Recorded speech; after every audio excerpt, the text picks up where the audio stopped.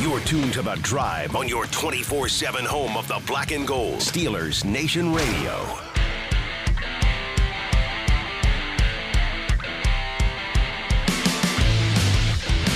Good afternoon, Steelers Nation. It's The Drive on the Steelers Audio Network. Wes Uhler and Matt Williamson with you here on a Wednesday for the next 2 hours.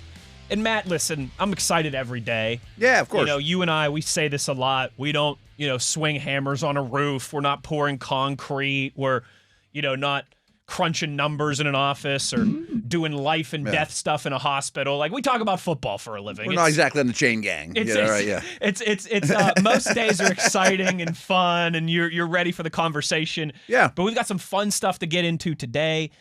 We've got a beefy around campus segment where we're going to talk about some college quarterbacks, particularly on the back of that conversation we had yesterday. For those that don't know or on video, Wes actually put some work into this. If you're watching on YouTube, it's a 3-page It's usually me package. sending you documents and whatnot, Listen, spreadsheets. You are Lemieux, okay? and we go as you go. But I like to be Yager or Francis or Coffee from time to time and carry some weight as well, too.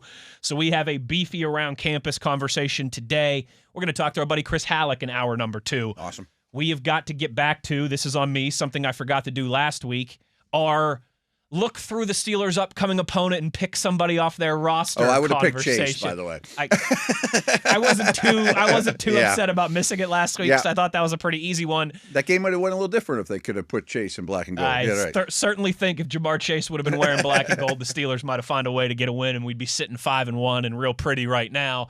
All of that and more. And speaking of Jamar Chase, Matt, I wanted to start today a little different on a Wednesday, but something I told you that we were going to do yesterday. I think this will be another fun moment for you that you can be Professor Williamson. I'll be the student. I don't envy you on this one. And you can, I know what you're getting into pick here. apart my work here. Okay. Top 10 wide. We're going to do best of the West. We're going to switch gears. It's not going to be my top 10 teams in the NFL. It's going to be the top 10 wide receivers in the NFL. Right now, today, Wednesday, October 22nd. Okay. I have one question for you. I'm glad you said today, not just like body work, all that. Mike Evans is not going to be on this list. And I would say, what if you're hurt? So Puka. I'm glad you say that. I included Puka because he's expected back. That's how I would handle it. If you're looking like a long-term injury or someone like Tyreek Hill, now I don't think he would have been on this list at this point in his career. But the first thing I wrote here is Tyreek Hill, Mike Evans, not considered long-term injured. Agreed. That's how I'd handle it too. So again, plus they're older, and what's their future like? And I know we're not doing future. Exactly but, right. And again, Tyreek probably wouldn't have been in that conversation anyways. Maybe Evans would have been towards the back end. Yeah. I'm going to leave those two off, but I included Puka because of what he's done so far this season. I would have Puka on there. And that he's going to be back. Or if you're doing it a week ago, Lamb would be on there. Correct. He's coming back. Correct. Exactly right. Now, first of all, I'm probably going to be harsh on you. Love it. And it's an awful list to try to make. There's so many good ones. I was telling you, I'm very confident. I'll pull back the curtain just real quick. I'm very confident in my top 6. Now, someone might say, the guy that you have at 5, I would swap him with 4. But I think splitting hairs, I think the top 6 should be everybody's top 6, just albeit in your own order. So yours tops. Usually we count down. I was going to ask you. Do you want me to? I don't want to go the other way on this one. I think that might be more fun too, because I think it gets more intriguing the further down you go. Yeah. As opposed to because Matt, the top 2 was very easy for me. I didn't even have to think about it. It took me 5 seconds to write down on my list. Number 1, Jamar Chase. Number 2, Justin Jefferson. Yeah. The only conversation is, do you want to flip them? And I think no. I would go Chase 1, Jefferson 2. LSU's going to be well represented. I don't know if Ohio State will be, but I mean, it's pretty crazy that they both were teammates. And it's not just because Chase just tore the Steelers up. Jefferson's also dealing with some quarterback stuff, but it wasn't like Chase didn't throughout the year. Correct. I think Chase has surpassed him. I think so, he too. He won the Triple Crown last year. And he won the Triple Crown last year, and that was with Joe Burrow. But, I mean, he's tearing it up again this year with 3 different quarterbacks so far to this point. And I realize, as you mentioned, Justin Jefferson, his entire career has not had an ideal quarterback situation. Right.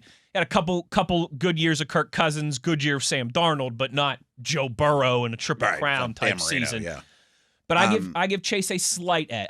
I do too. I would be happy with either of those two. If someone thinks I'm an idiot, it's Justin Jefferson. I'm not going to push back a ton, but I'm going to go Chase 1, Jefferson 2. I think Chase is slightly more impressive physically. Speed, coming out of his breaks, he's really hard to tackle. You know, he's a physical dude. You know, he's slippery. Yeah, and he's powerful too. So I would take Chase, but you're splitting hairs. I think they are both on pace to go down as like all-time greats. Yes. Yeah. Like top 10 of all time type wide receivers. Like Larry Fitzgerald era. T.O. You know, those kind of guys. Randy Moss. Like that same type of conversation. Those two are outstanding. And on my list, Matt, I did 1, I did 2, and then I put gap. Because I think there's a gap. Because now I think it's interesting. Now is when it starts to get interesting, but I think that there's a clear cut. Those are the best 2 in the league, and I think it's tough to argue anybody else. You could say just on pure form right now, JSN, or maybe if he wouldn't have gotten hurt, Puka, but I'm going those 2 kind of just in a slight class of their own. No, I agree. I think they're tier 1. Now's when it gets tough, Matt. Yeah. But I got Puka 3, JSN 4. And I know Puka's banged up, but he was offensive player of the year type numbers until he missed these last couple weeks with injury. I realize JSN has been outstanding. This one was very difficult for me. I could easily flip-flop these 2. Okay. But I'm thinking right now, if I have them both healthy and I can only have one to play for the Steelers on Sunday, I'm going to go Puka just by a hair, him at 3, JSN at 4. Okay, so the detractors would tell you Puka's a certain type of receiver. Absolutely. He's a product of his environment. You know. Jack? Yep. Hey, Puka, did you make good grades in school? He benefits from Stafford and especially McVay. And I would say all those things are true. Yes, they get the most out of him.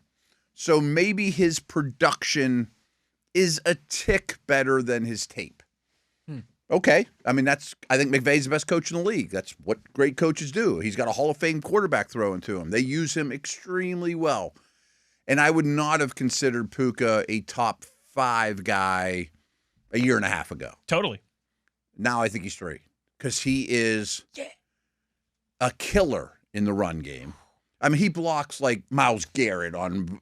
He's like Hines. He's like Hines Ward. He's a nightmare to bring down. He's an extremely strong route runner, no matter how you use him. Durability has to factor in a little bit because it's a little bit questionable because he plays so hard too. Sure. But he's not just like, oh, that's a cute story of a 5th or 6th round pick. No, he's a star. Yes. Yeah, I got no problem with him at 3. I like it. And, who was for JSN? And he's another one, Matt, that before this year, I don't think any of us would have thought that this was possible. Even if you would have said, hey, I looked into the future and Sam Darnold works out really well in Seattle and they're one of the best teams in the NFC. I think we'd say, okay, they're running the football with Kenneth Walker. They're making enough plays. Their defense is great. I don't think we would say JSN has been the straw that's been stirring that drink, but he certainly has. Yeah, it's hard to argue with him right now. Quick question. Is Neighbors allowed to be on this list? I did not include him. Okay.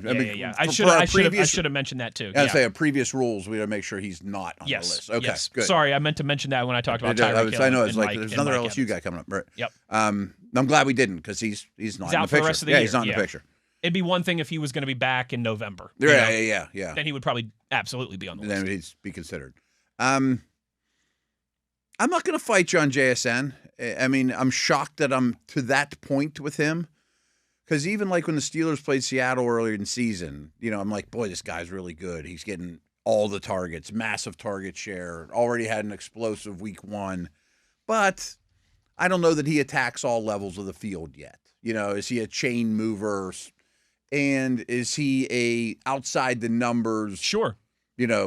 True on the ball X. You could put any corner on this guy, and he's still going to find a way to make plays. I had those questions still.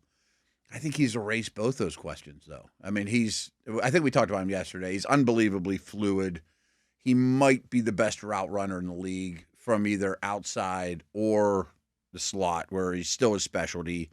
And he's not just a nickel and dimer now. I mean, the long balls and getting behind defenses and setting guys up with double moves.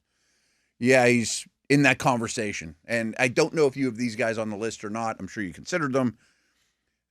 I'm going to always be a little bit prejudiced towards the big, strong, fast guy. Absolutely. Yeah. Andre Johnson, Calvin Megatron, Johnson. Larry Fitz. Yeah, I mean, A.J. Brown, Nico Collins, those type of dudes. But I think it's really interesting. This is kind of a side note. is the most productive receivers in the league now don't really fit that prototype. There are a lot of like big slots that can do everything.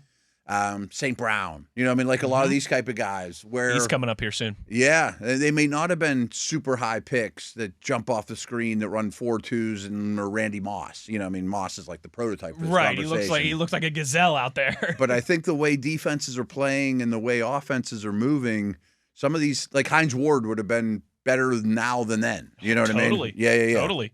That's a great point. So you're right. None of the kind of hulking DK Metcalf types here. Right. They're not the most productive guys in the league right now. In the top 4. And I think that's a very good thing. That's a very good observation by you, Matt. JSN, only player in the league right now with 800 or more receiving yards. He's also the only player in the league right now with 700 or more receiving yards. He's got nearly 190 yards more receiving than the number 2 guy, Jamar Chase. Pretty impressive. Doesn't have that much around him. Of the top 25 guys in terms of yardage, only DK Metcalf and Emeka Egbuka have more average yards per reception than he does. And that wasn't his bag before. It was not. That's a new club in the bag, is the driver, the long ball. Yep. 16.4 average yards per reception, 819 yards, 4 touchdowns for JSN. He's number 4. Number 5, I have Amon-Ra St. Brown. Okay. 5th right now in receptions in the NFL, 7 touchdowns, reception yardage, 10.8 average. And I just think to me, right now, the way he played last year, the way he's playing now, new offensive coordinator, good but not elite quarterback, I think he is really having a special year. I don't know. He'd be 5 for me. I got a name or two at the tip of my tongue, but I mean, we'll get to him. But not far off. I mean, clear top 10 model of consistency. I mean, it's year to year now. It's week to week now. Anyone had him on their fantasy team, it's just like, he gets 15 points every week. He's going to get you 15 points. You know, and sometimes 25 or whatever. On the broadcast the other night on Monday Night Football, one of them threw out, that guy's probably going to the Hall of Fame. And I never thought of him in that light. It might be a little early. If he does this for another 4 years, though. But the pace is really, really strong. I didn't hold it against Puka, but I do think he benefits from scheme a little more than the other guys we've mentioned. You know, just being schemed up from the slot. Sure. And Laporta's a distraction, and Williams, and they run the ball so well. Oh, yeah, I mean, incredible. Like, he gets more single than maybe these other dudes, maybe. But he's also a bulldog too. Like, I love his tenacity, toughness. You know, he's got some Hines Ward. He's got some Hines Ward in him too. Yeah, Daddy was a big time bodybuilder that was really hard on the St. Brown boys. Yep. And it's like paying off. Yep. You know, like so he might be 6 or 7, but he wouldn't be far off here for me. Number 6, I have CeeDee Lamb. I think Lamb's the name I would have ahead of him. Okay, that one was tough for me. If Lamb had been healthy the whole season, I think I certainly could have him ahead. But I've got Amon-Ra St. Brown 5, CeeDee Lamb 6. Okay. Phenomenal to catch point. He, too, looked like he might just be a slot, but now he's proven year after year he does everything. Phenomenal after the catch. It's hard to find negatives about him, to be honest with you. Yes, it is. Yes, it is. And, man, they are lighting it up this year, and I only expect that to continue. Yes. I have CeeDee Lamb at 6. Then I put another gap, Matt, and maybe not necessarily that it's this massive, gap between these guys and everybody else, but this is where I think it really starts to get hard. I say you did start this segment by saying 6 guys. I said those 6 for me were, I think these are my best 6. I just had, do I put Puka or JSN? Do I put Amon-Ra St. Brown or CeeDee Lamb? But I was very confident in those 6 being the top 6. I can't imagine having a top 10 list without all 6 of those. Yes. You know what I mean? Maybe somebody had a 7 or 8. Even if you have one at 8 or something like that, right. I think that's a good way to say it. Hard to have a top 10 list without including those 6. Number 7, this one might get me some pushback from you, from the listeners.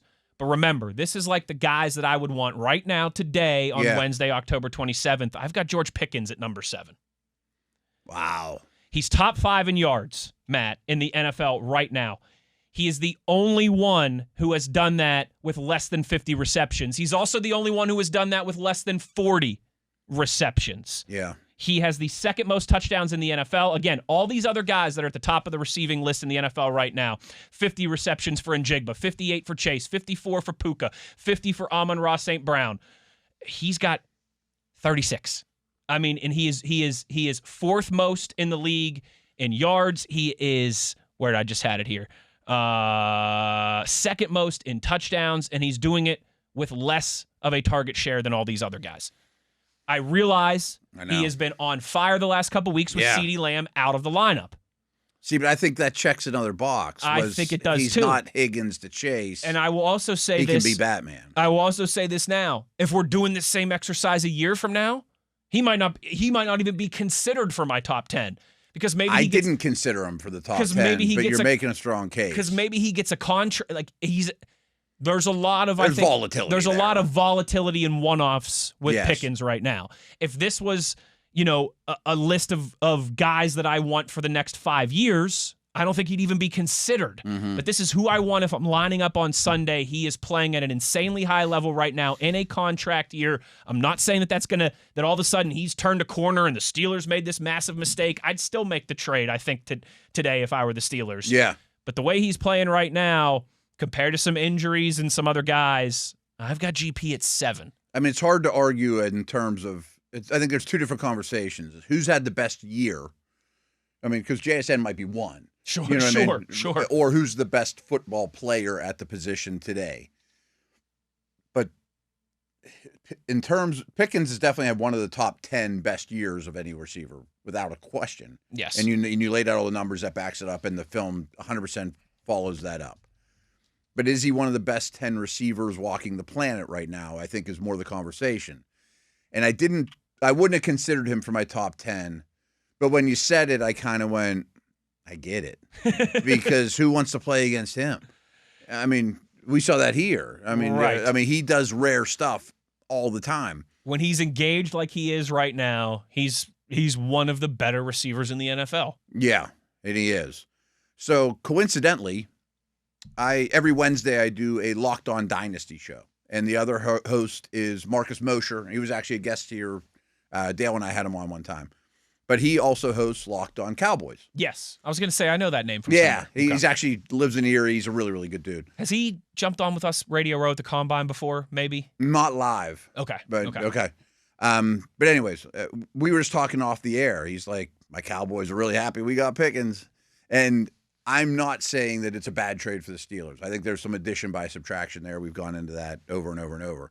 But one thing he noticed, or it told me since he's so close to the Cowboys now, is he's like, the best thing that's happened to George is he really looks up to CeeDee Lamb as like a big brother in the room. Not like, you're better than me, I don't deserve the ball. It's just, that's a professional. I watched you when I was in college. Yeah. You're super successful. And he said things like, CeeDee Lamb has a private chef nutritionist. That's the only food he eats.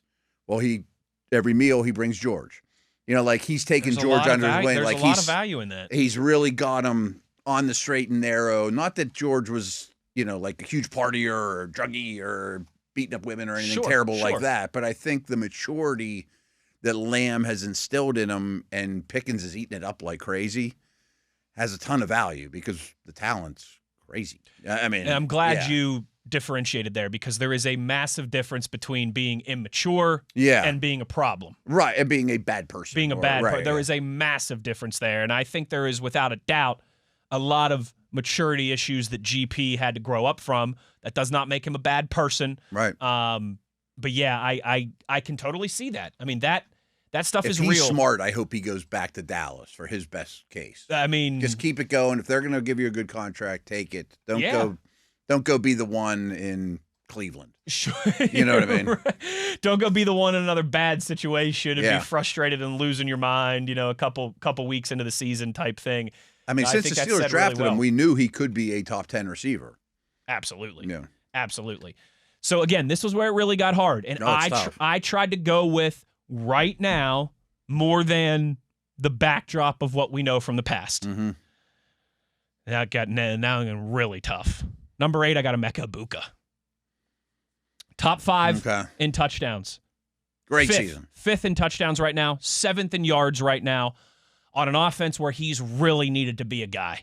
They are banged up with their playmakers. They are banged up in the run game. They are banged up on the offensive line. There's a lot of guys that I considered here. Nico Collins is coming up soon. A lot of names that I considered here. But what was the tiebreaker in all of these is how have they played through the first 8 weeks of the season. Yeah, I see the lens you're going with here. First 7 weeks of the season. Right. And I know he's just a rookie. He could start taking some step back. He could hit a wall. All those different teams could get more tape on him and start to slow him down a little bit. But right now, I've got Emeka Egbuka at number 8. 7th in yards, 5th in touchdowns. And yeah, Baker's having a great season, but that offense has really had to almost week to week patch it together and figure it out. Yeah, and I don't think he'll take a step back. I think he is going to be a star. I think he'll be the number 1 there for the next 5 years or whatever. I mean, no matter what happens with Godwin or Evans' career, blah, blah, blah. And I see the lens you're taking here. I'm going to be a little more prejudiced on – I'm going to count body of work maybe a little more than you did. Yeah, you know that's what fine. I mean? And I don't think there's any right or wrong. Right, approaches to it. That's why it's fun to have these conversations. Like you mentioned Nico, and I would bring up A.J. Brown. He's on the list too. And neither one's having their best year. Egbuka's having better years than them. Pickens is having better years than them. I don't know that they're better Garrett than Wilson's him, another one of those guys for me. I know how good he is, but he's not having a great year. I don't know where I'd put him. He was a name I was kicking around in my head, too. Yeah. I'm like, yeah. And even like an older guy, like a Devontae Adams. I mean, like he's still so good at what he does. He's on my other receiving votes. Just on the I think he'd be on my in. outside looking in. I get it. Egbuka would not be in my top 10, but he's pushing that way hard. And then, again, this crazy difficult. I went Nico Collins at number 9. Before the season, I might have had him 3. Before the season, 4. I think he would have definitely been top 5. Yeah, for sure. And he didn't have a great week last week against Seattle, but the few weeks before that, he had been looking more and more like himself. I know. Yeah. Played well against the Bucs, against the Jags, against the Titans, against the Ravens. 3 touchdowns in 4 games. Well over 13-yard average on receptions. Was starting to look a little bit like himself until that situation in Seattle Monday night. I think he'd be my vote for just outside the top 6 guys. I think he'd be my 7. Yeah. And again, he would have been like 4 when the season started. Yes. Right. I mean, he was maybe the toughest. He didn't get worse. Him and Egbuka and Pickens were maybe the toughest ones to evaluate just because their current situations. And then number 10, I put Devonta Smith at number 10. Really? My next one's out. Garrett Wilson, Devontae Adams, Drake London. I put Devonta Smith at number 10. I'd say London has a strong case. I wouldn't have considered Smith either because I think Brown's better than him. I think he's better than him too, but he's not having a better year than him right now. And his tape this year is not better than him. I mean, I think Brown may have woke up this last week or 2, but his early season tape is pretty sluggish. Smith is another model of consistency, man. And if he was in a passing offense, he could be like a if one. you swapped him with Puka Nakua, you know what I mean? Right. Or if he was in Green Bay. If he was in Green Bay, yeah. Right. I mean, just Dallas. somewhere. Yeah, exactly. Interesting. I don't love that pick, but I know, but boy, he's good all the time. Just looking at his numbers and his consistency this season, I gave him the edge over Garrett Wilson, who admittedly is in a bad situation. Devontae Adams, who's having a great year. Drake London, who's having a great year. Okay, I'm going to do a quick exercise here. Go for it. You know how my brain works. I go division by division. Yeah. So make sure I don't miss anybody. Yep. Bills, no. Miami, no. Jets, we talked about Wilson outside the no one on New England. Sorry, DK, no Steeler. No Brown. Higgins, no. Already talked about Chase. Higgins would probably be in a top 15, top 20 conversation. He's a but bully, man. Yeah, But anyway, he's a really good player. But no. No Raven. No. No other Texan. No Titan. No Colt. They got good players, but no. Brian Thomas would have sort of been thought about if we did it in the offseason. Totally. But you can't now. Maybe Travis Hunter will be in this conversation by the end of the year. But not now. But not now. Of course. Chiefs, no. Although Rashee Rice, like if I had anyone in fantasy going forward, I might pick him. So he's kind of an incomplete grade. No Raider. No Bronco. No Charger. No Charger. We talked about Dallas. No on Washington because McLaurin, it would have been outside anyways. We covered the Eagles. We covered Neighbors. He would be in my top 10 for sure. He'd be in his top 10 if he were healthy, for sure. Yes. Yeah. Bears is a no. Packers is a no. We talked about Minnesota. Addison's a no. St. Brown, yes. We already talked about. Tampa, we covered pretty strong. London, you can make a case, could be in the top 10. Like, I think he's definitely top 15 right now. Yes, he would be 8 to 15 for me for sure. Yes. I like both Saints, but no. Ted McMillan's actually having an Ibuka-like season, and now that he's another one when I was thinking about this. Like, by the end of the year, he might be in this conversation. Trending the right way, Yeah, but too early for me to go there. And we just have the West. We talked about Smith and Njigba. No one else from Seattle. About Puka and Adams. Both those guys got covered. No Ayuk can't be in it anymore. No. And Harrison's not there. Yeah. So we didn't miss anybody. I mean, mine would not be very different than that. I thought I'd critique it harder. I thought you would too. Yeah. Now I feel good. It's like walking into the classroom thinking, all right, I'll take a C here, just get through this. Somehow I scrape by with an A. I can't believe it. There's our best of the West for, what is this now? Heading into week 8 in the National Football League. Top 10 wide receivers in the NFL. Right now, today, on October 22nd, you know where to get at us on Twitter if you want to get involved and critique that, but we are way overdue for a break. We'll continue the conversation on the other side. Wes Uhler, Matt Williamson, it is The Drive on Steelers Nation Radio on the Steelers Audio Network.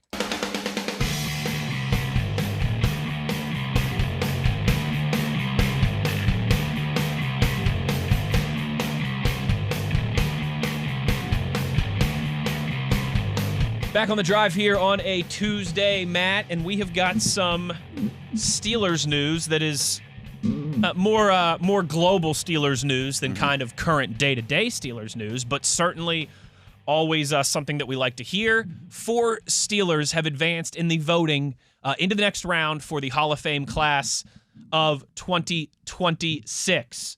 Those 4 are kicker Gary Anderson, linebacker James Debo Harrison, center Marquise Pouncey, friend of the show, joined us for an incredible segment in Dublin, pretty cool, yeah. And who we just spoke about in the previous segment, wide receiver Hines Ward. Those 4 have moved into, I believe it is now the semifinal stage. They haven't narrowed it down to 16 yet. That's which is the final. Yeah. So you're in the mix. Yes. I forget how many numbers. It's not 32.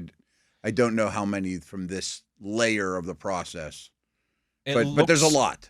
It looks like, yes. It looks like they will cut down to 25 next, and then 20 finalists. For the so when they go vote, there's 20 names that get presented. When they go vote, there's 20 finalists that get presented before that committee, and know Dale's told those stories before. Yeah, he filled in for a year. And someone has to get up and say, "Here's why Troy Polamalu should be in the Hall of Fame," and then you just laugh and get off the stage, and everybody votes him in because it's Troy. Nice joke. I'm like, anybody could have done your job. Yeah, come on, all right. Who was the one in charge of getting Faneca in? Why did it take you so long? Goodness gracious. Let's start with, let's just go through them all real quick. Gary Anderson's interesting to me, but he's a no. As a kid, it was him and Morton Anderson were by far the best kickers on the planet. I think you and I have had this conversation before. And we've laughed about this before. Our dear brother Dale, we each had some things that we know would stick in his craw that we would, over a couple beers at Sharky's, always debate. Oh, yeah. Right? Like, you talk to Dale about how good Sidney Crosby is, and here comes, but a tirade about how Alexander Ovechkin's better because he scores more goals. Right. Guitar players and things like that. Kickers and specialists were one of those things that I felt like we would always get into an argument at some point throughout the year. We did on the drive a lot. And we didn't really argue much. We both kind of saw it the same way. And I think I was a little more apt to put one in. I love Hall of Fame talk, by the way. We haven't had much Hall of Fame talk, you and I, but I love Hall of Fame. When big conversations come up like this, Hall of Fame being the biggest one, obviously, but even like team MVP stuff with Chris Boswell, it's like everybody tries to sit on both sides of the fence. They try and downplay it until it's time to talk about how important that guy is, or until that guy misses a field goal, or until a kick goes over Caleb Johnson's head. Like, we want to minimize not Dante Hall. Like Hester. Devin Hester. Who did we want to minimize Devin Hester until a kick goes over Caleb Johnson's head, and we're all screaming and yelling about how special teams cost you a game. Mm-hmm. And plus, like Hester, nobody ever kicked to him. I mean, like they just changed the way they played special teams because I'm so scared of that guy. Every NFL coach, Matt, talks about three sides of the ball. Every single one. It bothers me when these conversations go up and they're like, yeah, well, football's a big game played with big men. You got to block, you got to tackle. Specialists don't belong in this conversation. Okay, then take them out of the game. Yeah. I mean, how many times is Chris Boswell? I will be pounding the table for Chris Boswell to make the NFL Hall of Fame. Because when Mike Tomlin goes into the NFL Hall of Fame one day, they're going to play that stat of 20-some straight years without a losing season. And if it wasn't for Chris Boswell, that streak would have been broken. If it was just Joe Average kicker, not even like a bad kicker. And the people that have helped Mike Tomlin achieve that streak, number one is Ben Roethlisberger, number two is Chris Boswell. He's pretty high on the list. So that kind of, I think, not you, but I think in general, people talk out of both ends of their mouth when they talk about specialists in these type of conversations. So what I've suggested is, like, Justin Tucker to me is an easy Hall of Famer. Yes. I mean, like, if we're talking kickers, he's a weapon. He's the best I think it's ever done it. We saw him against them. Everyone's watched his impact on the game. He's an easy Hall of Famer to me. The one Dale and I used to hate was Vinatieri. Dale. If you wanted to get Dale going. Oh, you bring that name up. It's because he just lasted forever. I mean, that the only reason he's in there is he lasted forever. Or is even in the mix. But my problem is, I think the system is flawed because you can only take a max of 6 guys, and to put Hester in over Luke Kuechly. That's what I mean. Over a guard. Totally. Over Faneca. I get that. Yeah. I get that. Like I think he went over Antonio Gates, and I'm like, I can't. Like, don't tell me Devin Hester doesn't belong. Just tell me you would have Luke Kuechly in over him. Right, and that's where I'm at on it. Like I feel like they should say, we'll put one special teamer in every 5 years in their own category. And they can have their own wing or whatever, too. Because they are different. I mean, you'd have a couple punters. If you're the best punter ever, you probably should be in the Hall of Fame. Or if you're a top 2 or 3. I know Ray Guy's in. But that's before my time. He's the only one, He's the only one, I think. I mean, is there another one that is the best since 2000 that's clearly better than everybody else? Sauerbrunn, although I guess he wouldn't was even know. But I mean, I don't think there is one, to be honest with you. But if there were, there's not like a Justin Tucker type name that stands out for punters. And it is a little harder because you don't see game winners or he's gonna kick the 60-yarder in the snow. Sure. I mean, but people in the know. So I do think there's a place for them in the Hall of Fame. But I can't leave out the every down player do it. I think that's fair. Very often at all. You know what I mean? To me, it's like the whole player X should have been a Pro Bowler. Okay, well, who you taking out, right? You're only taking player Y. Right. And so it's not even necessarily that you're saying you don't think player Y is good or deserving, but player X was more deserving. Right. If you frame it in that sense for the specialists, not like, don't tell me, oh, Devin Hester, he was just a kick returner. Why is he in? No, I totally disagree with that. But if that's not the logic. If the logic is Luke Kuechly was a much more impactful and meaningful player, absolutely. Mm-hmm. That is, I'm fine with the framing of it that way. Like another name I will never condone is Steve Tasker, and he's been up and he's supposedly one of the best special teamers ever. That being said, and with respect to the Killebrews of the world, if you have like a dozen special teams tackles, you lead the league. Yeah. And I'm gonna, like if you brought Marv Levy in, who's the coach of those Bills team, and be like, well, you can go this wild card game without Tasker, and I'm not going to say Kelly Thomas or Reed or Bruce Smith or Shane Conlon. Sure. He's going to be like, maybe even Frank Reich. right. Like I'll live without Tasker. You know what I mean? Yes. But that's a good way to frame it. But Hester and Tucker are different to me. I mean, a gunner that makes 12 tackles a year, I don't know that there should be a bust next to Roger Staubach. You know what I mean? Right. A big one for me is, can you tell the history of the league without this guy? Because that's what Hall of Fames are. They're museums of the sport. Mm-hmm. Eli Manning's going to get in for a lot of different reasons. He will. Because his last name, because the market that he played in. Yeah. But I think at the end of the day, it's really because you can't tell the story of the NFL without bringing up Eli Manning and those 2 Super Bowl wins over Tom Brady, particularly the one where the Patriots were 17-0 and the Giants upset them. And it's massive. I mean, you have to have that Heisman moment type of thing. Exactly right. And he has 2 of them, which is huge. Like, I think I would fight against him, but I don't.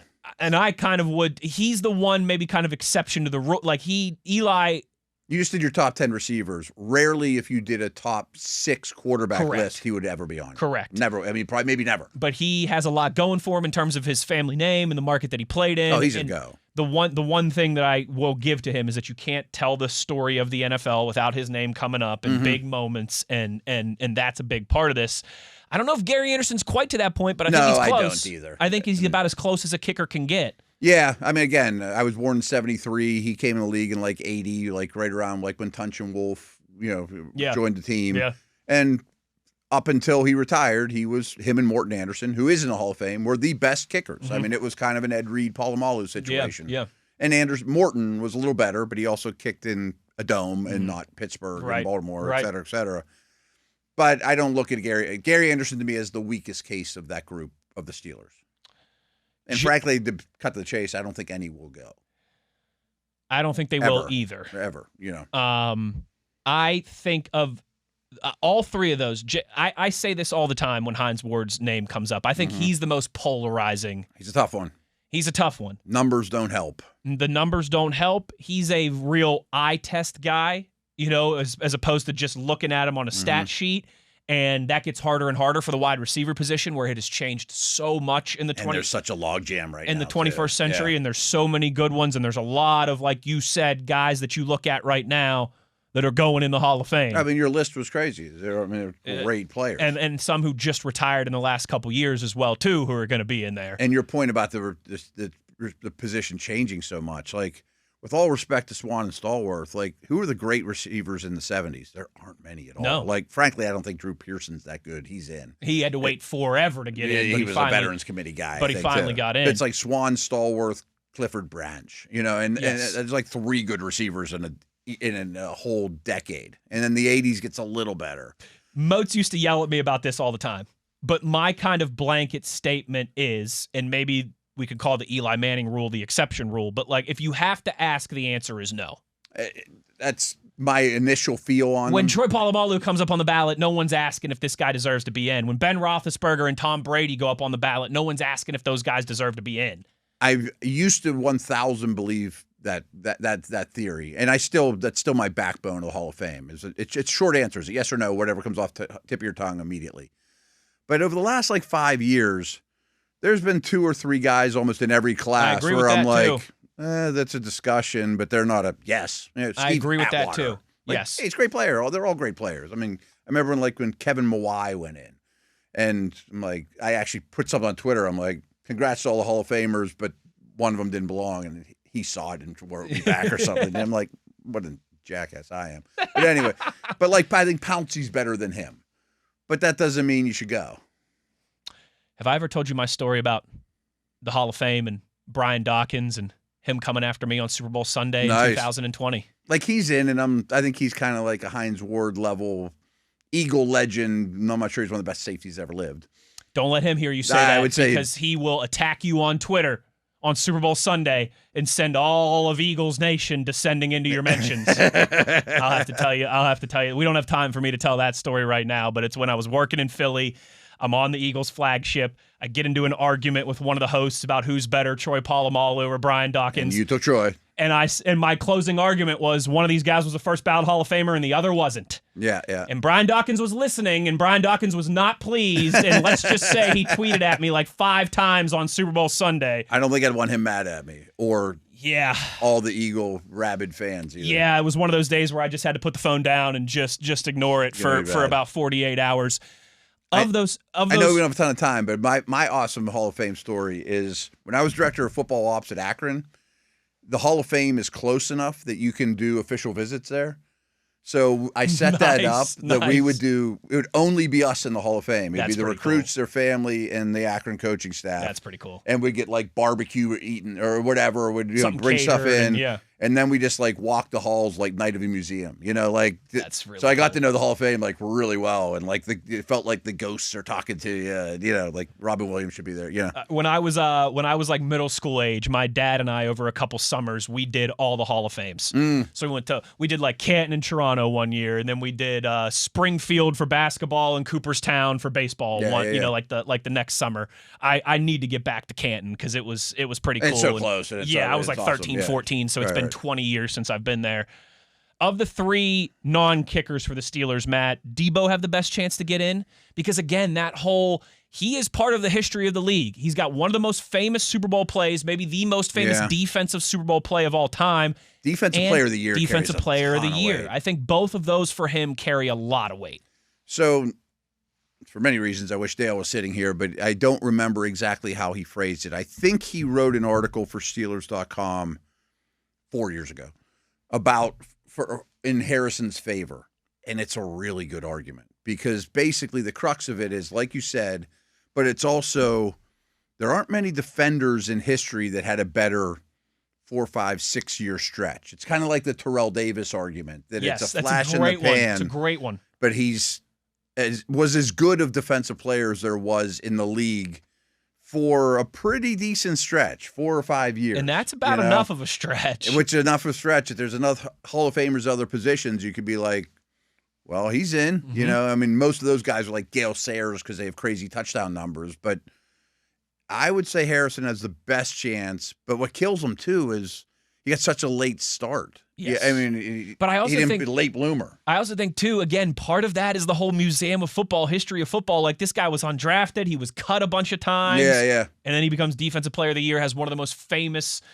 plays in Super Bowl history, and he was such a personality, too. He's like very recognizable. The cover of Men's Health with the double Glocks, and his shirt off. Like, he was a big personality for a long time around the league. I know I dismissed Pouncey, but it'd be between those two for my choice of who is the best chance. Because if we look at generations, other than Kelsey, who would you say is a better center in the last 20 to 25 years? No, it's fair. I mean, I think Pouncey's got a case. The only real thing against Pouncey is the longevity argument. It's not great, right? But that's it. Right. I mean, he was, for 7-8 years, the best at his craft. Like, I immediately dismiss him because he's not Webby, he's not Dirt. But those guys are the best 2 centers ever lived. That's in my opinion, right? Yeah, right. Well, that's like I immediately dismiss Donnie Shell because he's not Mel Blount or Rod Woodson. Yeah, right. It's not fair. Yeah, right. Exactly. So it wouldn't shock me. But of his time, he's right there behind Kelsey as the best. It wouldn't shock me if Debo. He might have to do a Drew Pearson thing and wait really long, but it wouldn't shock me if Debo got in at some point.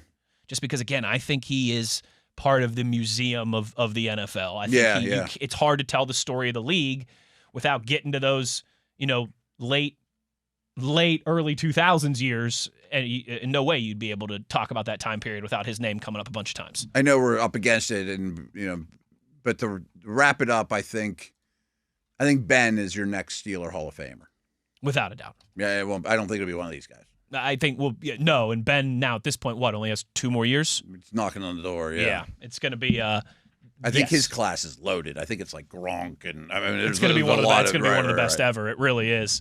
But yeah, that's the kind of Steelers news of the day.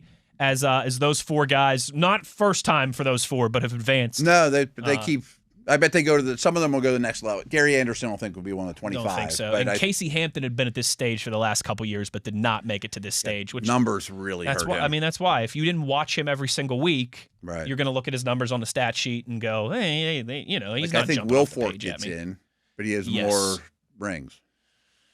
Yes, I think Wilfork gets in, but probably between him and then Aaron Donald, that might be. I mean, just pure noses that don't have any sacks. Yes, it's tough. Close down the first hour on the other side. It's The Drive on Steelers Nation Radio on the Steelers Audio Network.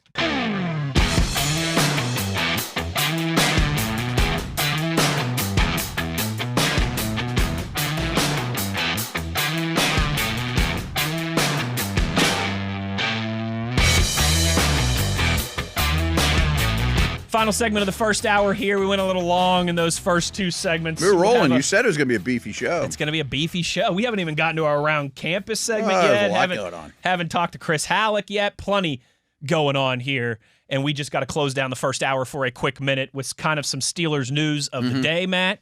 This one will make a lot of people happy. Today, Wednesday, October 22nd, pardon me. Let's try that again. Today, Wednesday, October 22nd, quarterback Will Howard returned to practice. Now, he remains on the reserve injured list. Right. But that just opened his window. Opens that 21-day window where he will have to either activate him or remain on IR for the rest of the season. With that, the Steelers have terminated. We always laugh at that during training camp time. Terminated Logan Woodside's contract position with the team, which that move makes me think that it's a foregone conclusion. Howard's fine. Whether they activate him officially this week, next week, whatever it will be during that 21-day window. I want to ask Chris about it a little bit too, because what you could do is just get 21 days of practice out of the guy. Leave him on IR. Interesting. Don't touch I didn't him. Think about that. You got spot, 3 guys. Right. You like Skyler. Somebody had to go in order to activate him. It's Woodside. Heck, you could probably pick him up in 3 weeks. And if you right. don't, you could get someone like him, or you don't even need a 4th guy necessarily. Yes. So I wonder, is this just let's get him some practice and leave him on IR so nobody can touch him and we don't have to bother with him because he's not going to play no matter what, and we'll just get 21 days of practice out of the guy and then revisit it in minicamp next year. That could be it. Or, hey, he's good. And I'm not saying he's bad the first time around. But I'm be curious. Careful. Everyone's going to come attack you in the comments again. That's a rough one. You're going to Brian Dawkins yourself here. Howard's the one that's you can't say anything bad about the guy. Right. That's an interesting angle that I didn't think of. Mm-hmm. Let's get him 3 weeks of practice. Maybe we will just keep him on the IR, but at least he'll have 3 weeks to practice. Then he's out. Nobody can steal him from us. You're on the home in the squad next 2 weeks, so you're not going on the road. And I mean, you're really going to be at home and home base and all those things. People give me a hard time because I think he's a lifetime backup, and I've been calling him next year's first-round picks caddy. If he's Charlie Batch for Frank Reich, I mean, like that's great. I mean, everyone talks about he's a future coach. That's exactly what I want out of the guy. But anyway, I also think though I don't want him on the practice squad because he could get swiped. If I just leave him on IR, I know he's mine. You know what I mean? Like it's a great point as well too. You can't keep all 4 of those guys on the active roster. One of them, likely, I mean, I'm Skyler or Howard. Somebody's going to be appealing to. We just went over the teams that need quarterbacks. I mean, why and not? What if those teams get another injury? I just say right. Why not just grab? I mean, the last couple of weeks with the Browns, we just raided practice squads. Let's why see not some of these guys, and maybe there's right. something They're better to than what them. we got. Yeah, right. Anything's better than what we got. The Jets might be in that department, right? I would say, why wouldn't the Jets or Raiders or somebody grab somebody like that, or a 5th-round pick off any practice squad quarterback? That's a great point by you. I don't want to expose them, I guess is why I would say maybe just practice them for 3 weeks, shut them down. No, we didn't activate them. I don't know. That's why I want to bring it up to Either Chris. sooner or later, we're going to get an answer to this. If he gets activated in the next week or so, there's your answer. If he ends up going back to IR, then we'll obviously know the story at that time. But yeah, that's a very interesting angle by you. Good point, and something that again we will monitor, we will follow, we will certainly discuss more here on the drive as we roll along through October and into November. But that's it for hour number 1. Hour number 2, we'll go around campus. We'll talk to Chris Halicke. We'll also talk about if you could steal somebody from the Green Bay Packers, who would it be? All of that in and more. Wes Uhler, Matt Williamson. It's The Drive on Steelers Nation Radio on the Steelers Audio Network.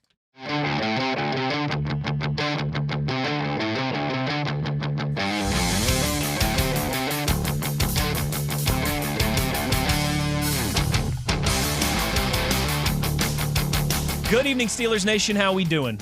Well, that's good. Us too. Hour number 2. Matt Williamson, Wes Uhler.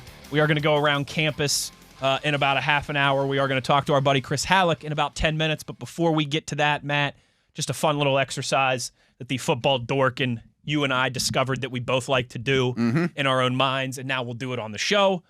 If you could add one player from the Steelers' upcoming opponent, who would it be? Of course, this week it is the Green Bay Packers.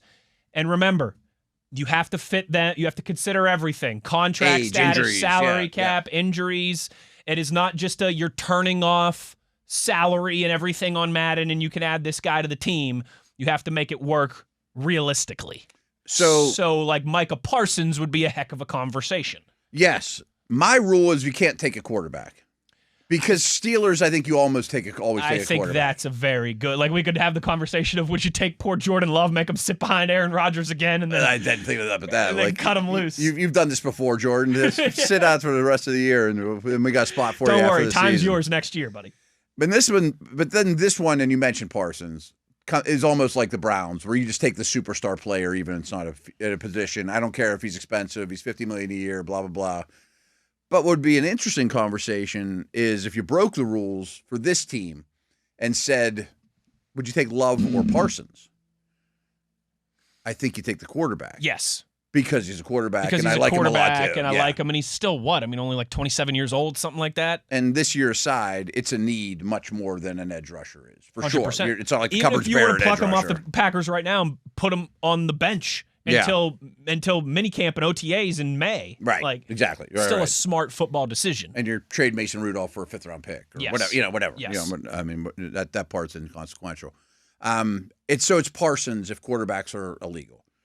But sometimes I think when we do this, kind of like the Myles Garrett conversation, the low-hanging fruit's too low. Like if you really want to talk through it and nerd out. It's like you should go through, all right, who's the highest ranked Madden player on each roster? They're out of the conversation. Right. Like if we're doing the Vikings, it's Justin Jefferson. If we skip the Bengals, of course it's Jamar Chase. But it's almost more fun of like take the obvious answer out. Right. Maybe you'd have taken like Mims or Turner last week. Which is funny because like Zach Tom is an interesting one for me for the Packers. Their linemen are interesting. They've got a good right tackle and a good center, and I'm good on Elgin Jenkins because obviously I've got a lot of faith in Zach Frazier, and Jenkins could play guard for you. That's true. That's a good point. But this team, I might go with one of those offensive linemen. Green Bay's interesting. I'm going to take Parsons out of the mix. He's too good.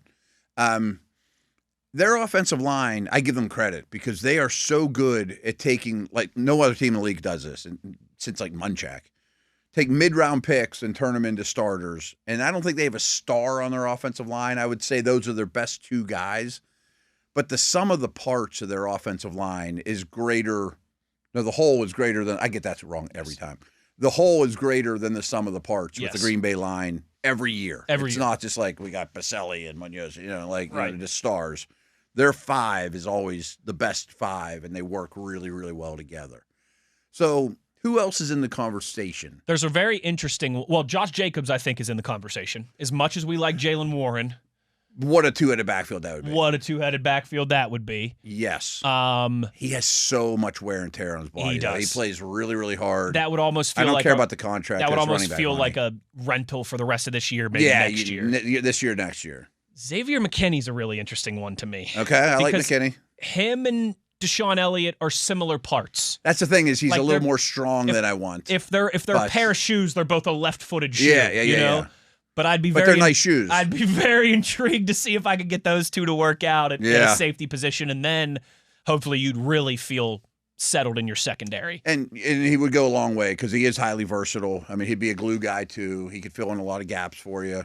He wouldn't be a Minka replacement though. To your point, no, he's a left-footed. No. He's more strong than he is free. If him and Deshaun Elliott are both left shoes or right gloves or whatever. Yeah, I think it's a good way of putting it. But he's also not cheap. I mean, for safety money, he's at the top of the market. Do you want to have that much tied in the safety market? Very good point. It's not the end of the world. You could get him in under the cap. It's not like a Parsons thing where you have to rearrange your cap for a $45, $50 million player. Other interesting names, and if we keep doing this week after week, you're going to notice young guys on rookie contracts to me are gold, Jerry. Gold. Yes. I love gold. And speaking of gold, Matthew Golden would be in the conversation. Oh, I see what you did there. That's a nice transition. I mean, you get a lot of years on that dude. You get a young, ascending wide receiver. You get the rest of the season, which I don't know if he's great or not. And I had mixed feelings about him coming out of Texas. But you would get 4.5 cost-controlled years for what you think is a heck of a number 2 that doesn't hurt your cap at all. So he would definitely be the wide receiver I would take. And wide receiver is clearly a need. I mean, he'd start right away, of course, and you would think that'd go without saying. If you're going to pluck someone from another team, he's going to start for you. But he would be a strong consideration just because of all the finances and age of it are really, really exciting. That's why Zach Tom is so appealing to me as well, too. I think he's up after this year, though. He is, but he's just 26 years old. Say there's a lot of football. Yeah, I mean, you'd have to. Like, I think Golden's a great shout by you. I also think Tom's right tackle only. He is right tackle only. Yeah. Which means you got to shuffle. Elgin Jenkins would be another one. I'll move him. I'll move him to guard, and then I'll start to feel. Yeah. Now, a lot of people thought Tom's future was at guard because he was a 6'4" short arm guy that we'll start. I mean, the typical. We'll talk about this so much in draft season. We'll start him at tackle, but he'll move him probably in. go into guard. Yeah. Well, he never left tackle because he was fine. Yes. But maybe he'd be even better at guard. But I don't love the idea of plucking a guy and like I got to move Faltanu or I got to move him or you know what I mean. But it's a nice problem to have. It certainly is. I have two other names. Good. Yeah, I was just going to say it would be very hard for me to pass on one of those offensive linemen because they're both in their 20s. And those guys just don't grow on trees. And they just don't grow on trees. Right. You just make it work. Yeah. If Troy has to go to the left side, you don't pick up Roderick's, okay. I know we moved you around a lot, but so be it. Make it work. And you know what? If you lose a tackle in free agency who goes and makes some money, you're going to get a nice comp pick from him as well, too. Tom has a strong case. The last two I bring out is just because I adore Tucker Kraft. I knew you were going to bring him up at some point. That's another, do you really need another tight end? But of course you don't. He's a great player. I mean, if you grab Micah Parsons, I would trade Highsmith the next day or, and I'm not saying you have to trade Highsmith, but I mean, you would if you had Micah Parsons. Yes. You trade somebody. Yes. I would trade Freiermuth the next day or Jonnu the next day if you had Kraft. But I adore Kraft. He's a two-way, nasty. You were singing his praises before the season even started. Yeah, he's on all my fantasy teams. I bought him power super rankings. low. Yeah. Elite after the catch. Like if you look at Matt's stats this week, it's like, whoa, his after the catch stuff. How about this? The two best pass catchers in the league right now at after the catch yardage per reception are DK Metcalf, Tucker Kraft. Wow. Yeah. That's in that first section. Let's get both of those guys on the same team. You're right. Other name I'll throw out there, not a need, but I think he might be the league's next great linebacker is Edgerrin Cooper. Edgerrin Cooper's a good one to mention. If someone's going to be the next Fred Warner floating around, it might be They've him. got some of those young guys, too, that you would be cheap. intrigued because they're cheap, they're young, and where they could be a year from now. Superstar athlete, Yeah. super long, but he is an off-the-ball killer. It is funny, though. A lot of their positions of strength line up with the Steelers' positions Yeah, of that's strength. why Golden's kind of appealing, but he's not their best player, Right. and he's a little unproven, Right. Interesting conversation. We'll continue the conversation with our buddy Chris Halicke on the other side, get his thoughts on all these things that we've discussed today, as well as some thoughts on those Green Bay Packers rolling into town on Sunday. We'll do that when we return. Wes Uhler, Matt Williamson, it's The Drive on Steelers Nation Radio on the Steelers Audio Network.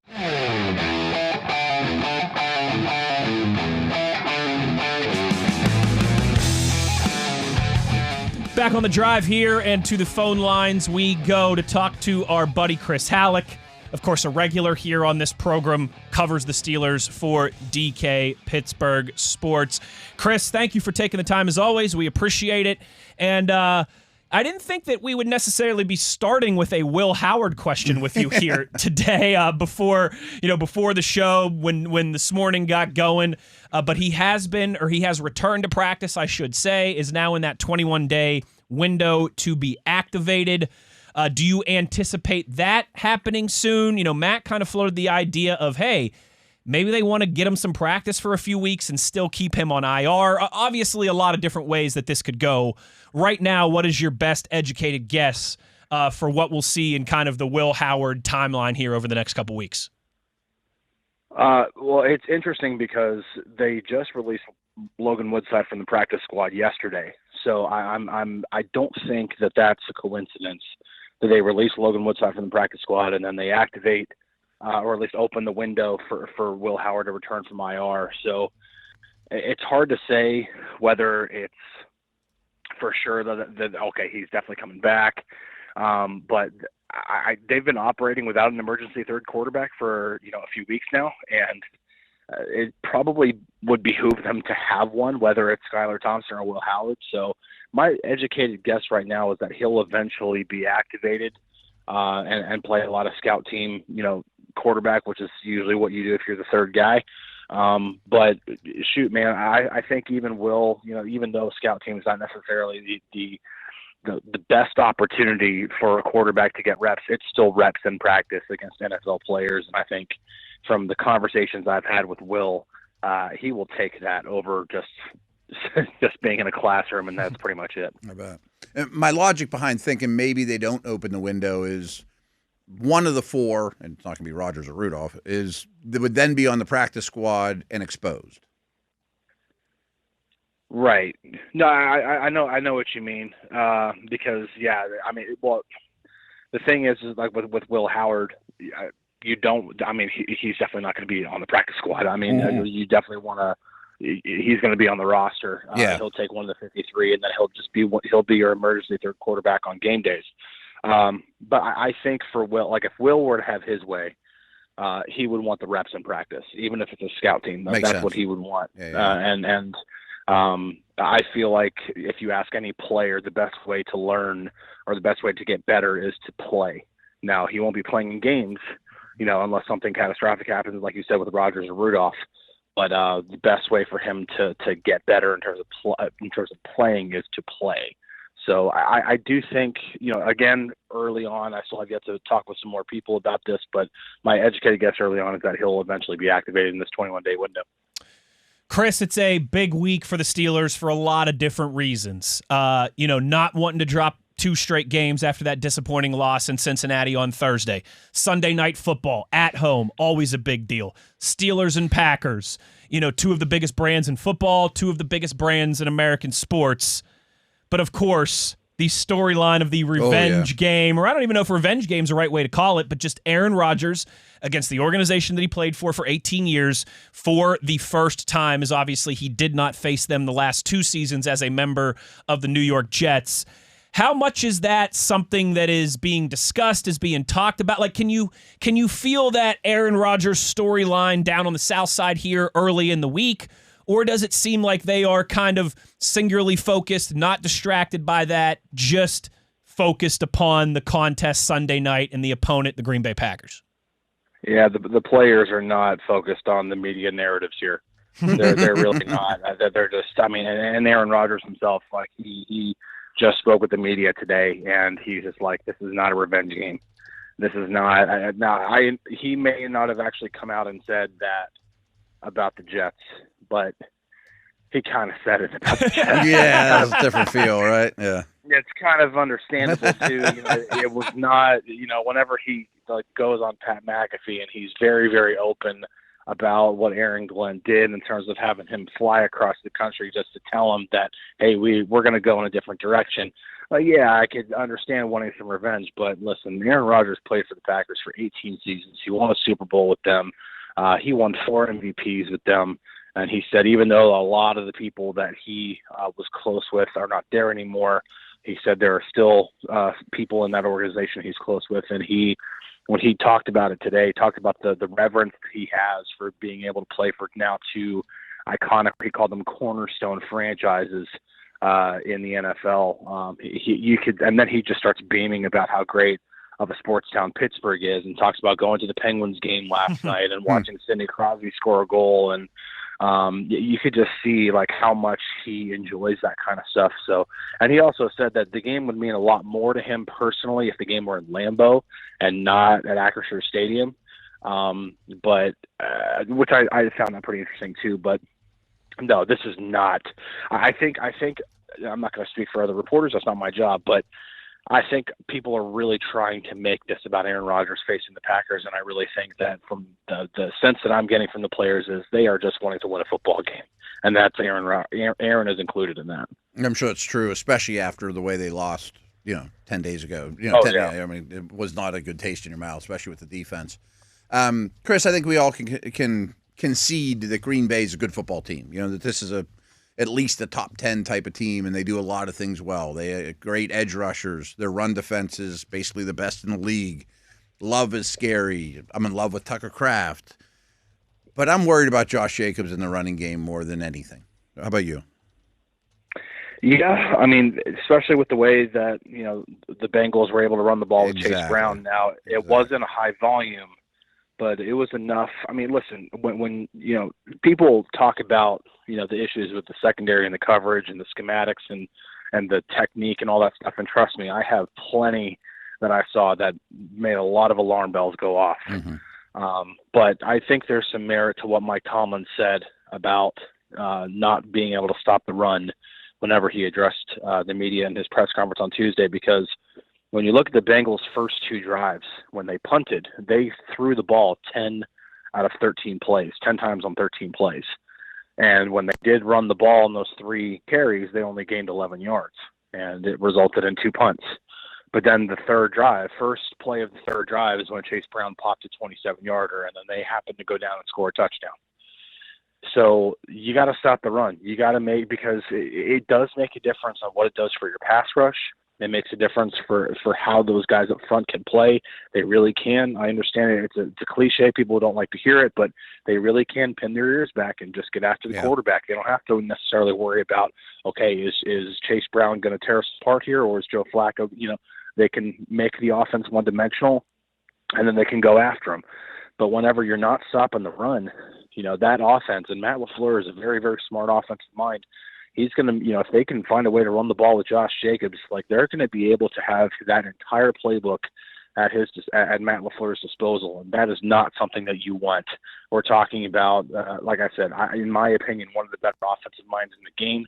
You want him to have to constantly be in one-dimensional situations, so you have to stop the run. That is paramount going into this game. Yes, Jordan Love is good. Yes, Tucker Kraft is great. Yes, I really like Matthew Golden. I liked him coming out of college, and they have a lot of really good weapons. But, man, you got to stop the run. Got to stop the run.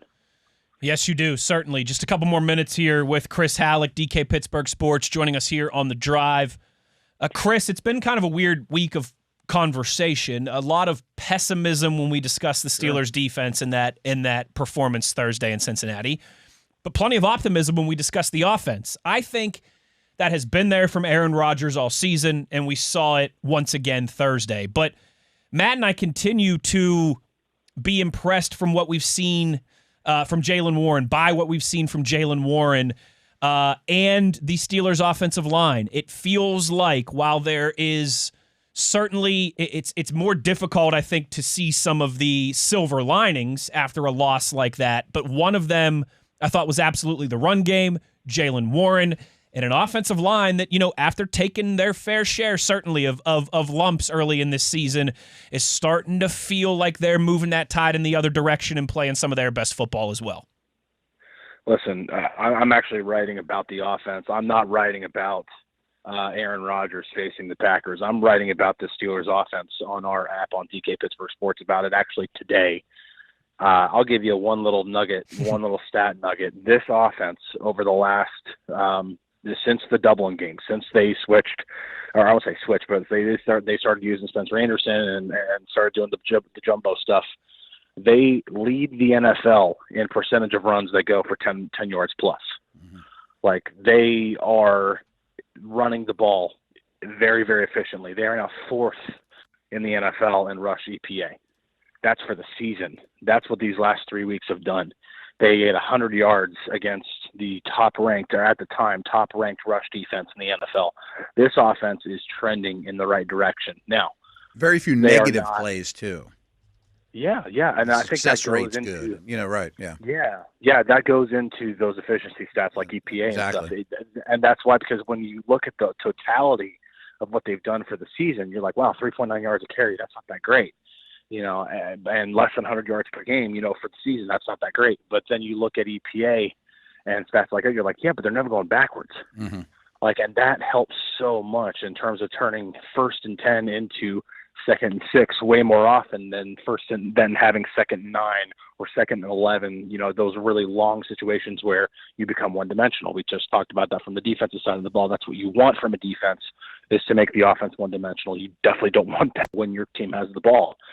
This offense is really running the ball well, and it's helped open up everything else. It's helped open up the catch-and-run game. It's helped open up shots downfield. This offense, I was looking at some of the numbers, man. This offense right now is the best offense this team has had since 2018, statistically, and that's including even a couple of the stinkers that they had, earlier in the season, in terms of not being able to run the ball almost at all. You even count those stats, those numbers that they were putting up. This is still they're averaging 5.5 yards per play. 2017, which I think is one of the 3 best teams in franchise history to not make the Super Bowl, that offense averaged 5.8 yards per play. They're not that far off from a mark of an offense that had Ben Roethlisberger and Antonio Brown and Le'Veon Bell and all these great players. They keep on this trajectory, they're going to be able to be in that same stratosphere. And then at that point, it's like, okay, well, man, this offense is being everything that we wanted and more when it comes to if you're a fan of this team. So if I'm a fan of this team, I'm very encouraged with everything that this offense is doing when it comes to Aaron Rodgers, Jaylen Warren, the offensive line. It's been a pleasant surprise to see it come together this quickly. Chris, we'll get you out of here once you get digging in on that article so I can read it. Real quick, what's your feeling on Calvin Austin's availability? Well, we did see him during the individual portion of practice. We need to see what the practice report says in terms of his how much he participated, whether it was limited or full. I think he's got to get at least a full day in order to really have a shot to play.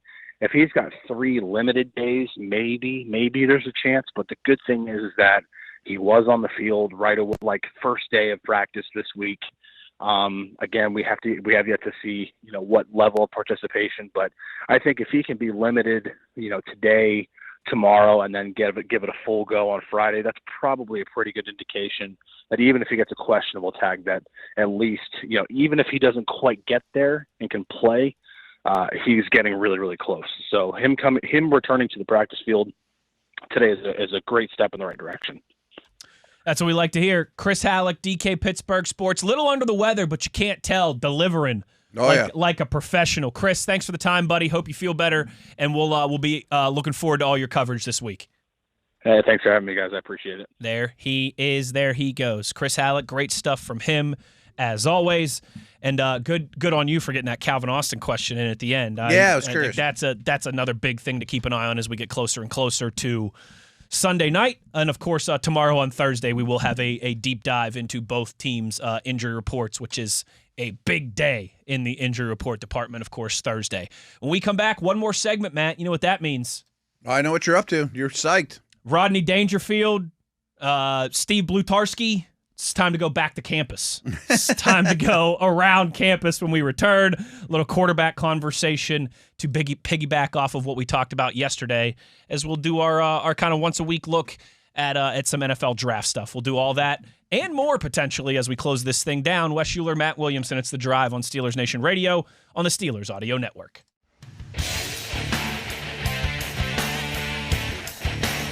Matt, I stepped in it. John Blutarski, Bluto, not Steve. I knew it was wrong, and I was sitting there thinking, like, what is his first name? Did they ever Pinto refer to his first name? Otter and Flounder. Yep. You were in a fraternity in college. Yes. Did you have a cool nickname? No, not really. No. But they were the Delta Tau Delta. They're Delta Tau Chi. Yes. In Animal House. Yes. And there's a famous scene where the T is gone. Yeah. And we were Delta Chi, and we're the same colors. They actually based their fraternity, not off the mine in particular, but I was a Delta Chi brother. Yeah. That's pretty cool. Yeah. You did your part. I chipped it a little. It is time to go around campus. As Matt pointed out in our open, I got a nice beefy packet here of updates. And, of course, as always, some games to keep an eye on this Saturday if you are so inclined. Matt, let's talk about our guy, Fernando Mendoza. Yeah. Everybody is privy to him now, but I like to think we were Neil Armstrong. We planted our flag on the moon of Mendoza early. Indiana continuing to take care of business. Big win, 38-13 over Sparty over Michigan State. Strong performance for Mendoza, 24 of 28, 332 yards, 4 touchdowns, no turnovers, 18 yards on the ground. On the season, Matt, he's got over 1,700 yards passing, 21 touchdowns to just 2 interceptions, while completing nearly 74% of his passes. His pure traits aren't as sexy as maybe Sellers or Dante Moore. He's got more of the body frame than they do. Mm-hmm. His pure traits and athleticism aren't as great as those guys, Matt, but he is one of few guys, I should say, on this list, and I think certainly of the top names coming into this year, that has outperformed expectations, that has continually been. Sellers has been rocky. Dante Moore has been up and down. Guys like Klubnik and Nussmeier and Drew Aller have fallen down this list. Clearly gone backwards in terms of He's the reputation. one that has, I don't think, taken any steps back. At times, he's maybe stayed neutral or only taken a little baby step. Yeah, but he didn't light Oregon up. But he didn't it doesn't light seem Oregon like he up, took any but he bad didn't play moments. bad. Yeah. Didn't play bad either. he really has a chance to be QB1, maybe even prospect number 1 heading into the spring. Right now, second in the Heisman Trophy odds behind only Ty Simpson, the quarterback at Alabama. Okay. I definitely want to spend some time on Simpson, by the way, but I would never hold you to this, nor should anyone. But if you had to put one quarterback from this draft on the Steelers right now, would it be Mendoza? Or does it depend if, like, Rodgers comes back or not? Like, if Rodgers comes back, maybe you'd have it Sellers and he sits for a year. Now, see, that's a very interesting way to frame it. Right. Because if I knew Rodgers was coming back, I think I'd be much more inclined to say my answer is Dante Moore or Lenoris Sellers. Yeah. Because let him sit for a year. Great. That's why I was going to bring up even with Simpson. That's a he great doesn't have point. a lot. Simpson has 6 starts in it. 6 starts. I charted this for you as well too. I forgot to put it in the packet, but I've got it right here actually in an email that you sent me from Todd McShay. Dante Moore, 11 starts in his career. Lenoris Sellers, 18. Okay. A little bit more for there, him. Right, yeah. Ty Simpson, 6. Sounds like he's on fire. Mendoza, and Todd's 25. talking up Simpson like crazy, but it's like 6 starts. 6 starts. But if I had Rodgers sitting there, I'm like, okay. Right, then you're like, okay, this ain't so bad. Yeah. That's a very good question by you. That is something that we should definitely discuss more when it's those too early, when but those yeah. pictures become clear. Yeah.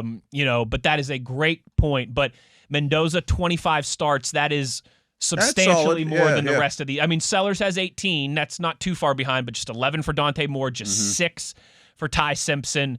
That is certainly an angle to keep an eye on in all of this process. And I would assume, I think it goes without saying, Mendoza, Moore definitely have a better chance of going deeper in the playoffs than South Carolina. Yes. And those starts I think mean more too. Bama has a chance to go far. Yes. I mean, I'm going to count those playoff starts more than playing Alabama State. Correct. Yeah, right. Correct. Dante Moore from Oregon, and the nice thing about that is now it's not like you get 1 or 2 playoff starts from these guys. You might big get 3 body or work 4, right, massive against different conferences, and some of these teams might be like SEC championship and then 4 playoff games, 3 or 4 playoff games. Wow, yeah, okay. Simpson could be that guy. Absolutely. Dante Moore could be that guy as well too. Quarterback at Oregon did not play well against Indiana. No one really on Oregon did, but they responded well. They had to go one of those cross-country games to play Rutgers on the road, and they absolutely dominated Rutgers 56-10. Matt, I told you, I think a couple weeks ago that if I could have any coach in college football guaranteed to be in Morgantown for the next 10 years, it might be Dan Lanning, the coach at Oregon. Good, yeah. One thing that he has instilled in that program there in the 3 years that he's been the head coach, they haven't done the greatest of jobs. Like they beat Ohio State last year in the regular season and then got smoked to them in the playoff. Yeah. Their biggest game this year was Indiana at home. They lost by 10. So kind of the criticism on him has been, can he really get Oregon over the hump? Kind of the same stuff Ryan Day was dealing with until he won the national championship at Ohio State last year. I was about to bring them up. But one thing, it's always a funny criticism to me is everyone wants, let's talk about this coach's record against the top 10. Okay, let's talk about every coach's record against the top 10 except for Nick Saban and Urban Meyer. Right. You know what I mean? Right. One thing that you didn't win enough Super Bowls. Well, because Brady existed for. Let's talk about everybody's Super Bowl track record except for Belichick and Reed. Right. Dante Moore and Dan Lanning and Oregon, one thing that they always do is you rarely see them get bit by the teams that they should easily handle.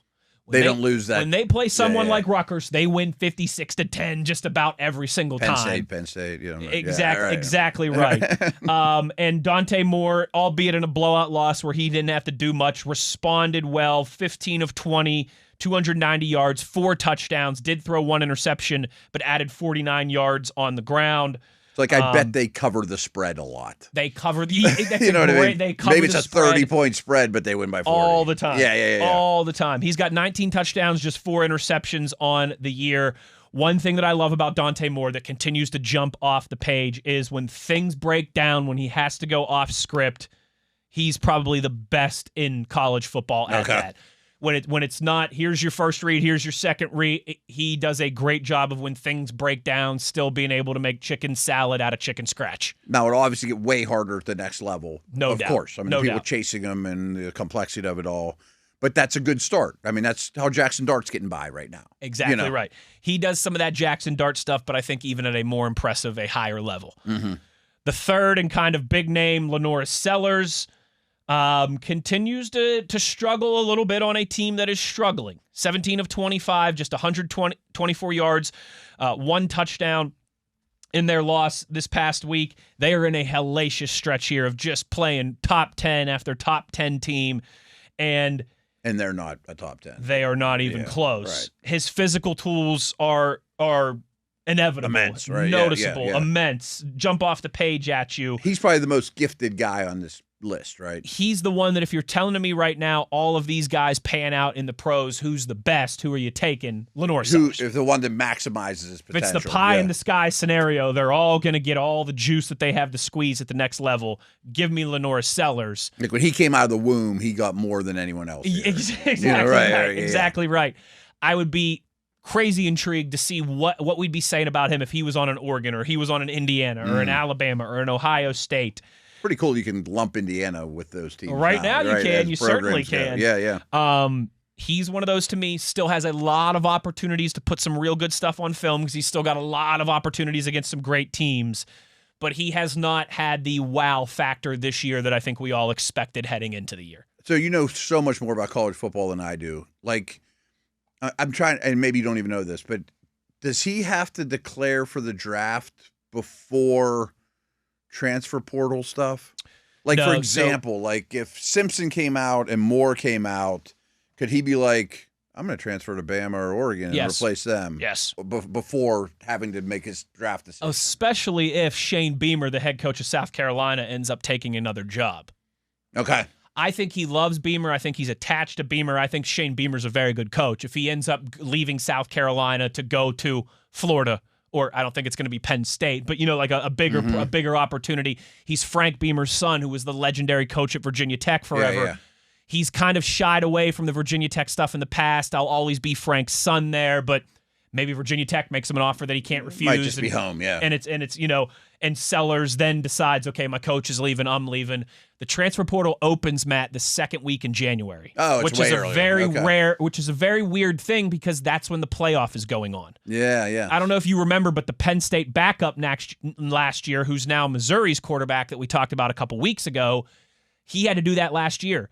It's the week of the semifinal and the portal's closing. Yeah. So that's crazy. He's Penn State's backup. He's Drew Aller's backup. And fortunately, I thought he might. I just don't know when declaration day is for the draft. That's a good question. But don't think many people are like, I'm either going to transfer or go to the draft. Right. But I also don't think it's because the transfer portal now is open like January 6th to January 20th. Okay. So I don't think that it would. That timeline would mess him up. Yeah, like so he could. Again, if South Carolina doesn't make the playoff, highly unlikely at this point. But the best programs in the country would want him. Yes, obviously, absolutely. If Oregon loses their guy, or and Georgia or whatever. It absolutely could be another one of those types of scenarios where again the backup from Penn State last year kind of had no other option but to put his name in the transfer portal right as his team's about to play in the semifinal. Because if he doesn't, he can't transfer. So it worked out for him, but it's still weird. It worked out for him, and and he, like I said, fortunately, people didn't crush him for it because they realized he's just part of an imperfect system. Yeah. But I think we could see something like that. Certainly with Sellers, especially like I said, if his head coach leaves, definitely something. Yeah. As soon as you said like I would love to see him at a Bama or Ohio State, I'm like, well, maybe we can. I don't think it'll be Ohio State because they're going to have Julian Sayin back next year, but it could certainly be one of those other big-time programs without a doubt. So those are kind of the big three, but plenty of other names that deserve conversation, Matt. Let's go to Ty Simpson here. Yeah, he's the one that seems to be heating up. He is the odds-on favorite Heisman starter right now, or Heisman winner right now, pardon me. He is flying up draft boards. He is... If you look at places that just do college quarterback power rankings, he's number one on pretty much everybody's board. Again, just college football quarterback power rankings, not how that relates to the pros.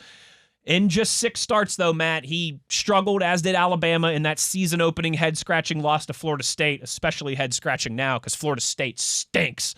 They're about to fire their head coach and start all over. But he has had a lot of big games since then, and he has delivered in all of them against Georgia, against Tennessee, against a lot of these top-notch programs. Alabama comfortably beats Tennessee 37-20.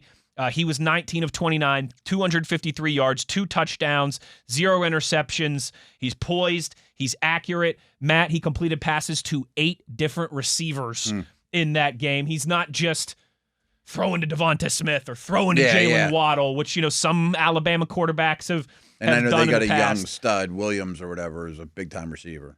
Matt, over 70% completion percentage, 18 touchdowns to just 1 interception I'd say that on the year. The one thing I had read about him or noted, very few negative plays. The last 4 weeks, they have beaten a top 20 opponent.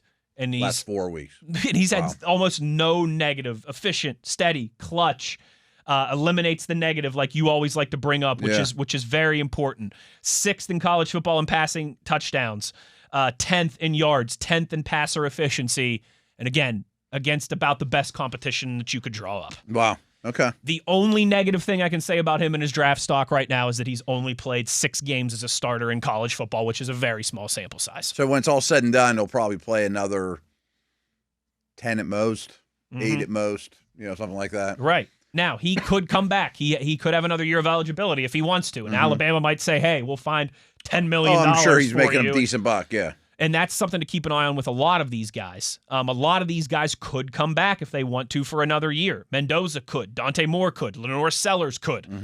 If the money's right and they don't quite think they're going to get drafted to where they want to. But again, that's another Moore's conversation. one that seems like it's possible, just for his style of play and experience and all that. And I'm sure Phil Knight will come up with enough money to make him happy. A few more, Matt, that we continue to discuss and absolutely deserve to be in this conversation. Jaden Mavia from USC. They lost, I told you, big one for them. South Bend, Notre Dame on the road, big rivalry. They lost 34-24, but I thought he played well. He had over 300 yards passing. Wasn't crazy efficient, but he leads the Big Ten in passing yards, 10.2 yards per attempt. He's throwing the ball downfield. They're putting a lot on his plate. He looks the part, too. He's got body-wise, he's got the body type. He's got the skill set. Lincoln Riley knows what to do with those quarterbacks. You look at all the guys that he's put in the pros from his time at Oklahoma and USC. Tons. Mavi is he's not quite in that absolute tier 1 like those other guys are, but he is in that second tier of I'm very intrigued to see what this guy does down the stretch and in the future. Again, you've watched him more than me. You've studied him more than me, but he seems like the perfect guy that everyone's aware and everyone likes him, but then he goes to Senior Bowl, and then he goes to the Combine, and then he starts taking visits, and all of a sudden, instead of being mocked at 27 to the Steelers, then Mel's mocking him at 11th to the Raiders or whatever. Yeah. Exactly right. That's a great way to put it. Because it always happens. Great way to put it. John Mateer, a guy who I know you really liked what you saw early on in the season, injured his hand, missed a couple weeks. Came back last week against Texas in that game. He really struggled. Oklahoma really struggled. First came back from a hand injury. They lost to Texas. But they, I tell you what, in what was one of those, big matchups against South Carolina this week and 2 quarterbacks to watch, he looked well as the Sooners won 26-7 over the Gamecocks. 69% of his passes were completed, 150 yards and a touchdown, no turnovers, rushed for 14 yards, still working to find his groove back, after that hand injury, but looked much more like himself this week than he did last week against Texas. He's another one of those. Very interested to see Oklahoma's got some really tough games coming up as well, too. Good. Very interested to see how he can respond and get back to maybe where we thought he was at the beginning of the season. Carson Beck, Matt. I said we have to bring it back, right? Stock down, arrow way down. Brutal game. After doing great stuff at the start of the season and starting to reverse some of the negativity around his draft status, he reverted to his old form. They lost to Louisville on Friday night. So this kind of flew under the radar. It wasn't Saturday for everybody to see. It was Friday night. They were number 2 in the country, right? They were. Yeah. And they were at home as well, too. So it's not like they were on the road in a hostile environment. Matt, they lost a close one to Louisville, and I think he was a big reason why they lost. 4 interceptions, no touchdowns, poor decision-making. It's been a problem for him. It reared his ugly head. Stock back down for him, unfortunately. I'm not sure if this is true or not because I just heard a whisper of it, and I didn't pay attention. But did he go to maybe you don't even know, but did he go to the podium after the game and kind of deflect blame and yes, he did, and not yes, he has that reputation yes, in Georgia, and a lot of the stuff that had reared its ugly head in his last 2 years at Georgia, showed up again, came roaring out of the closet to haunt him on Friday night against Louisville. Okay, well. Few more here, Matt, as we close this down. Some other kind of, we're in the intriguing, I'm not sure about these guys, but I'm keeping eyes on them type. Trinidad Chambliss, Ole Miss's quarterback that we've talked about, who lit up Division II last year. They lost a close one to Georgia, 43-35. I thought he represented himself well. He's a little erratic. He's a little all over the place, but he did enough to keep them in a game that they were clearly outmatched in. Yeah, I mean Ole Miss is good, but Georgia's legit. And Ole Miss's defense had no answers for the Georgia offense. Really? They scored 43 points, obviously. Chambliss accounted for 3 touchdowns, over 300 yards passing and on the ground, no turnovers. He took care of the football, and he kept Ole Miss in a position to win. Which that's asking a lot. I think was about what you wanted to see from him in a game like that, where he was clearly outmatched and was going to have to score 40-some points to give his team a chance. Yeah. Hayes King from Georgia Tech, he continues to just do it all. He's the second leading rusher in the ACC, leads the ACC in rushing touchdowns as a quarterback. And still, while passing for over 200 yards, he has not thrown an interception in 5 straight weeks. He's, Matt, going to be 25 before the draft. He's old. Yeah. But he has a real kind of dual threat, put the team on his back. I don't think he's going to be able to play his way into a day 1 or maybe even day 2 draft pick. But he's an intriguing guy who's helping a program that doesn't win a lot do a lot of winning right now. Yeah, and I think being 25 is less of a stigma than it used to be. Totally. Totally. Nicks, Daniels, etc. Yes. But you're also getting into the... It's a difference, I think, between being like 23 or just turned 24 as it's also 25. Getting a little sticky. Yeah, you're going to be 30 when your contract comes up for year 2. Garrett Nussmeier, Matt, his stock is still waning. I wouldn't say it's down. I wouldn't say it's up. They lost to Vanderbilt. He was okay. 225 yards, 2 touchdowns. That turnover bug that has kind of plagued him early in the season wasn't there. But my thing with Nussmeier, and I've told you this, LSU's defense, you wouldn't know it by watching that Vanderbilt game because they gave up 31 points, but LSU's defense has been very good this year. And it's kind of like the past couple years, LSU had the high-flying offense with Daniels and then into Nussmeier, in this Brian Kelly era. Yeah. But they couldn't stop a nosebleed. Okay. Now it's like their defense is pretty good, and it's like, come on, somebody like Nuss, be the reason for this offense to get over the top, and he just hasn't done it. Okay. And I know expectations were high. Yes, very high. Drew Aller, he's hurt, not coming back, hard to evaluate. Cade Klubnik at Clemson, he's hurt, he will be back. Maybe we'll talk about him more. Sawyer Robinson, a guy that we had discussed, really poor performance, like Carson Beck type stuff. In their close 42-36 loss to their big rival TCU. Completed just 40% of his passes, turned the ball over 3 times. Not a great week for Sawyer Robinson. One guy, though, that's getting back into this conversation, last name that I'll mention here, is Sam Levitt of Arizona State. He was on a lot of these big boards heading into the year, struggled first couple weeks of the season, and then missed a couple games with injury. Well, he returned in a big way, Matt. Arizona State beat number 7 Texas Tech. Texas Tech's first loss of the year. That's a big-time defense, right? Big-time defense. Yeah. I think I had told you I was really interested to watch Sam Levitt against that defense, who had the highest stop rate in all of Division I college football. Like 87% of their drives, they were forcing a punt, a turnover on downs. He was able to lead them down the field. Texas Tech scored late to take the lead. Arizona State went right back down there, almost kind of like a Bengals and a Steelers situation on Thursday. Texas Tech takes the lead late. Arizona State says, not so fast, my friend. They drive down the field and score as time expires to win the game. He had 319 yards passing, a touchdown, and just drove that bus for Arizona State. Again, against a really good defense when he had missed 2 weeks from injury. That's his first game back. That's huge. Yeah. Liked what I saw from Sam Levitt, and I'm getting ready to think he might be throwing himself back into these conversations. Okay. Matt, that's your Around Campus report here. Yeah. Looks like we got some good matchups, too. Got some good matchups to watch. Yep. At noon, Ole Miss is at Oklahoma. 3:30 time window, Alabama at South Carolina, Baylor at Cincinnati. Brendan Sorsby from Cincinnati is another one that I'm getting a little intrigued by. If he's able to have another strong performance this week, Maybe we'll talk about him a little bit more. And then Reed from Texas A&M, another guy that I'm getting intrigued by. They traveled, number 4 team in the country, to LSU for a 7:30 night game against Nussmeier. Big spot for Nussmeier as well, too, against a good A&M defense to maybe start living up to some of that hype. But that's our Around Campus here for week 9 Fun of stuff. college football.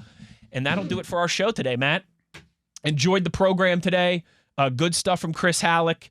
And yeah, we'll be back Thursday to dive into Matt's stats and really start looking at the Green Bay Packers. Yeah, they're pretty good. They are pretty good, and it's going to be a big one Sunday night at Acrisure Stadium. Next 2 days will be all dedicated to that. Big thanks to TV, Tyler V., our YouTube producer, for keeping us handsome on the video as well, too. For Matt Williamson, as well, too. As well. That's one of my radio things I say too much. Some of you have pointed that out in the comments. I don't need to say as well, too. They mean the same thing. That's redundant. I'm working on it. As well. For Matt Williamson, I'm Wes Uhler. Take care, everybody. We'll talk to you next week. As always, you know where to find us. It's on your 24/7 home of the black and gold. It's Steelers Nation Radio on the Steelers Audio Network.